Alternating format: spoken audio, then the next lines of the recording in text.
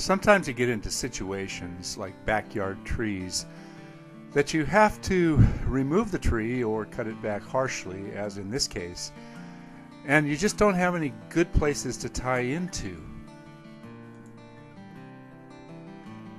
Now, in this particular Modesto ash, the top was broken out and it had a lot of serious decay pockets that made it pretty uncomfortable to tie into these areas. So I was able to get to the center of the tree, and I did use it as some tie-in space, but I was very uncomfortable about the branches I had to go out on. So let me show you what I've got going on this particular tree, and let's see if you concur. Now we're going to cut this tree back really harshly. It should be removed, but the people did not want to remove the tree completely, but it was so unsafe. All the major crotches were completely rotted out. So I did my work in the center of the tree first so I could get myself some presentable tie-ins to work with.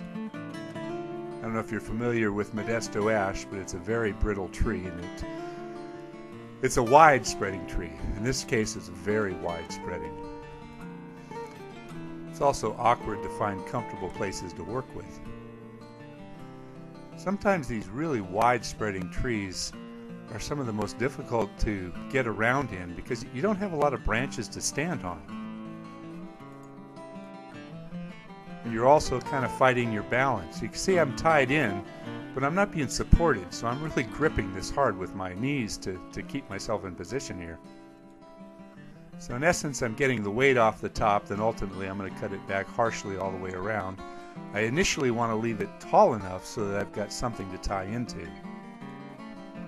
And here I'm over on the other side of the tree. I'm still tied in, but some of these low branches, you'll see, really pose some unusual difficulties.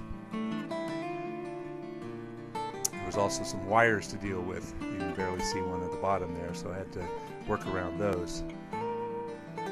Sometimes the ladder is the best choice. Here we have a 24-foot extension ladder, and I use this to get up to these branches so I've got something reasonably stable to work on. Now I tied the ladder to the tree so it wouldn't fall, but in this case, even my rope, if I was to fall, I would still take a big king swing all the way down low. Not quite to the ground, but there wasn't much else to work with.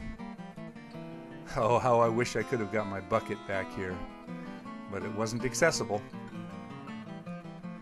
You know, at the end of the day, as useful as they are, I still hate working off a ladder. Now this shot shows it a little better. You can see that I could be tied in, but my rope would be going straight across there, and it doesn't do me a whole lot of good. And that branch is not strong enough to support my weight. So what else can I do? So out with the ladder I go. This really was not a fun job.